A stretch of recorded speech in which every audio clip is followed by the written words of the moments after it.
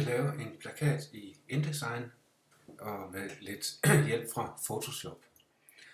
Jeg har lavet en mappe på mit skrivebord, som hedder Plakatøvelse Lars.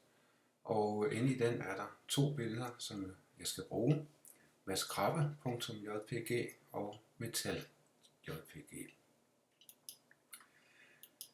Jeg åbner Photoshop først, så vi kan få lavet et baggrundsbillede.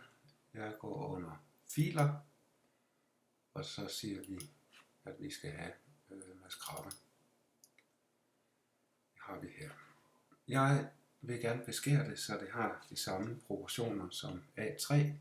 Så jeg trykker på beskæringsværktøjet herovre til venstre, og så skriver jeg lige værdierne ind heroppe i feltet, så er jeg sikker på, at det passer så nogenlunde. Jeg skriver 216 mm gange 303 mm.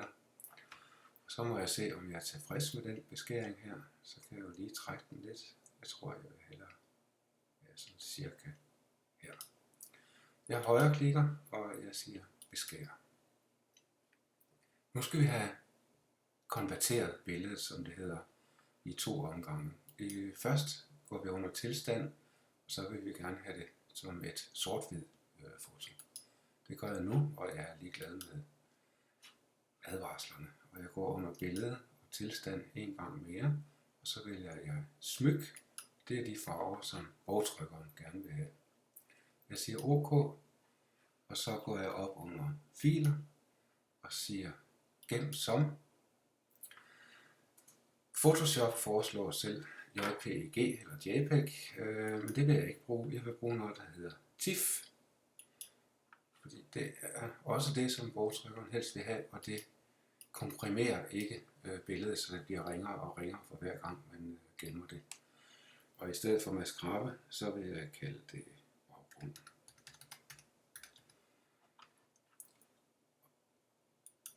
Jeg arkiverer, og jeg siger ingen kompression. Jeg vil have så god en kvalitet som overhovedet muligt. Nu er vi klar til at gå i gang med plakaten, og vi går i InDesign. Allerførst vil jeg godt bede dig om at sikre, at værktøjslinjen herovre til venstre, se, der er 2 små rækker, 2 små pile. Dem skal vi trykke på. Det er lidt småt, og så kommer den i 2 rækker i stedet for. Jeg går under filer og nyt og dokument. Og så vil jeg gerne have A3. Og for neden er der også en lille trekant, som du skal trykke på. Det gør jeg her.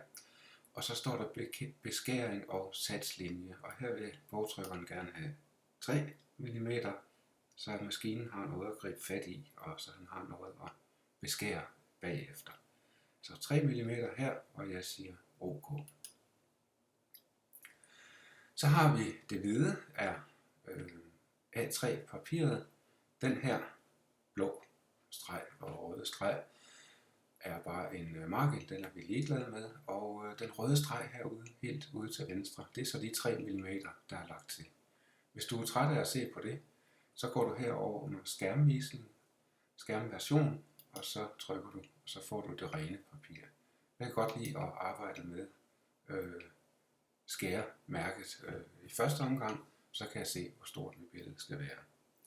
Nu skal jeg have mit baggrundsbillede ind. Jeg kan gå under filer, men jeg kan også vælge min genvej. Det er Command-D på Mac og Control-D på Windows-maskiner. Og så har jeg mit baggrundsbillede her, og jeg siger åbn. Og så viser der sig en lille thumbnail, en lille ikon her. Jeg går helt op til venstre i den øverste røde streg, trækker ned, og så skulle det gerne være nogenlunde i proportion med den. Det ser meget godt ud. Jeg går over under skærmversion for lige at tjekke. Ja, det ser super ud.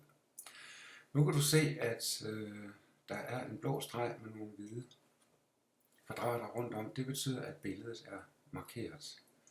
Og hvis man ikke vil lave om på billedet og ikke have det fjernet, så er det vigtigt, at man ikke markerer det. Så jeg trykker udenfor med min sorte pil her, og så kan du se, at den forsvinder. Jeg finder lige min version med skærmærke frem igen.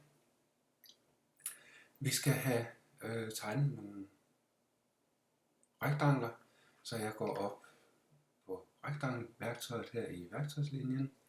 Det er dette her. Jeg trykker en enkelt gang, og så trækker jeg fra øverste venstre hjørne og hen, cirka halvdelen.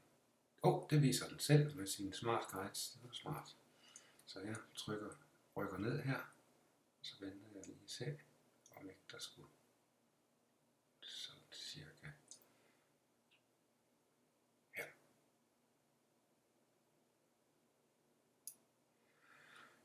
Herover vælger du, om det er baggrund eller streg, som skal have farver. Så den står på baggrund eller fyld, så det er helt fint. Jeg går under farveprøver herover til højre og vælger en eller anden farve. Det kan være den her magenta. Nu skal vi have den forvredet, og der er det vigtigt, at vi ikke har den markeret på denne her måde. Så jeg trykker lige på min sorte pil nu her og trykker udenfor, så er jeg sikker på, at det ikke er markeret. Så vælger jeg den hvide pil, det er direkte markering. Så trykker jeg på den og på mit rektangel.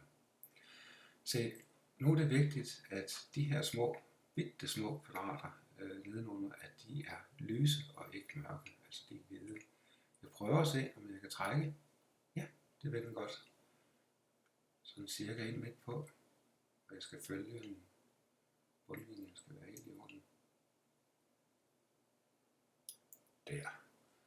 Jeg går op foroven og trækker også der. Cirka midt på.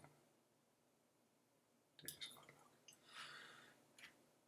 Igen, det er markeret, så jeg skynder mig at trykke udenfor, så det ikke er markeret længere.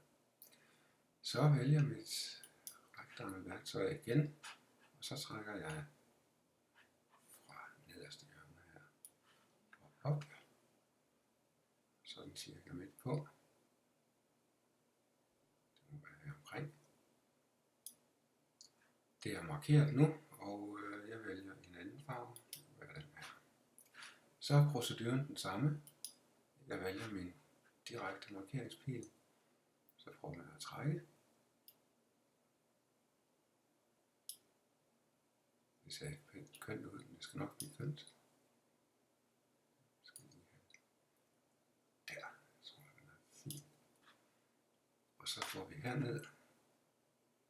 Trækker. Så de rammer den røde.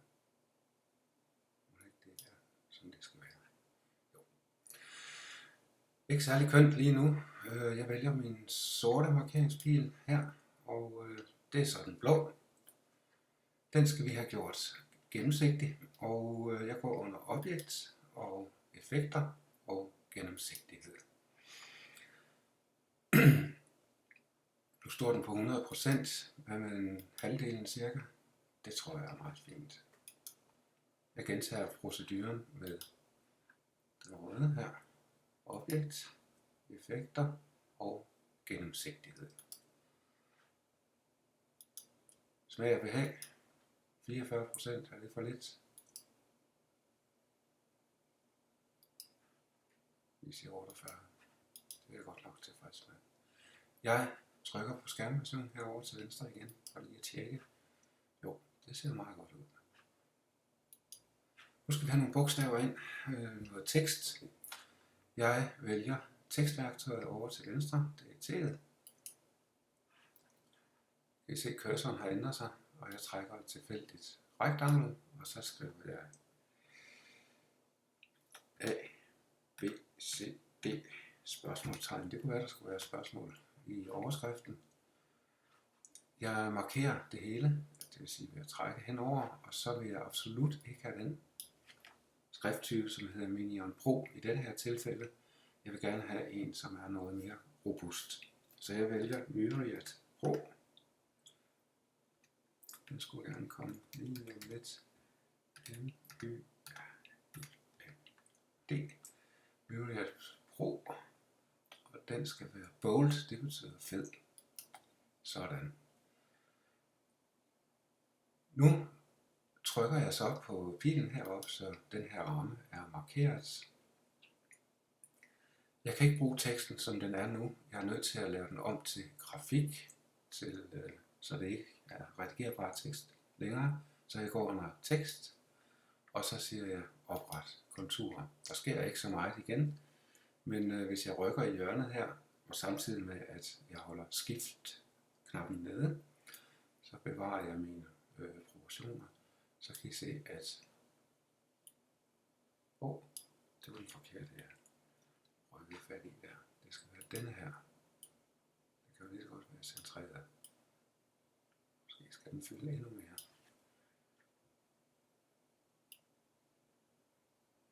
Sådan. Jeg vil gerne smække et billede ind i mine bogstaver, så jeg er nødt til at gøre noget ved denne her først. Jeg går under objekt, og så går jeg under kurve, og så siger jeg luk kurve. Så gør jeg billedet i stand til at modtage, eller teksten i stand til at modtage et billede indenunder. Der sker ikke så mange forandringer lige nu, men det er nødvendigt. Jeg skal have billedet ind, så jeg prøver igen med Command D eller Control D. Og så har jeg valgt den her metal. Man kan jo vælge alle mulige teksturer på internettet, og de er gratis. Det kommer til at se sådan her ud.